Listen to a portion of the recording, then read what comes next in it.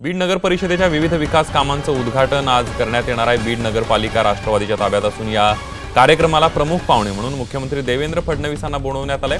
पंकजा मुंडे या सुद्धा व्यासपीठावर उपस्थित आहेत। या कार्यक्रमामध्ये राष्ट्रवादीचे 2 आमदार सोडता राष्ट्रवादीच्या प्रमुख नेत्यांना निमंत्रण देण्यात आलेलं नाही आहे। त्यामुळे क्षीरसागर यांनी थेट विरोधी पक्षनेते धनंजय मुंडेंनाच आव्हान दिल्याच्या चर्चेला उधाण आलंय। या कार्यक्रमाची निमंत्रण पत्रिका किंवा बॅनरवर कुठेही धनंजय मुंडेंचा फोटो पाहायला मिळत नाहीये। आगामी लोकसभा निवडणुकीच्या पार्श्वभूमीवर राष्ट्रवादी काँग्रेसमधील वाढती नाराजी पक्षाला हानिकारक ठरणार का, अशी चर्चाही आता राजकीय वर्तुळात सुरू होताना दिसते। अधिक माहिती घेऊयात, आपले प्रतिनिधी सुरेश जाधव बीडवरून थेट आपल्या सोबत आहेत। सुरेश, एका वेगळ्या राजकीय रंग जो आहे तो चढताना या कार्यक्रमाला दिसतोय। राष्ट्रवादीमधली नाराजी पुढे येताना दिसते।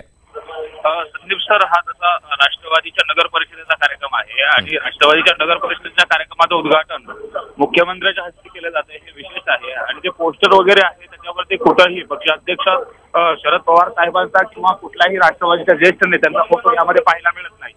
एवढंच नाही तर येत्या निवडणुका जर पाहिल्या तर बीड जिल्ह्यामध्ये राष्ट्रवादीचा फक्त एकच आमदार आहे आणि तोही आमदार जर आज मुख्यमंत्र्यांच्या व्यासपीठावरती असेल तर त्या बाबतीतही आज चर्चा केली जाते।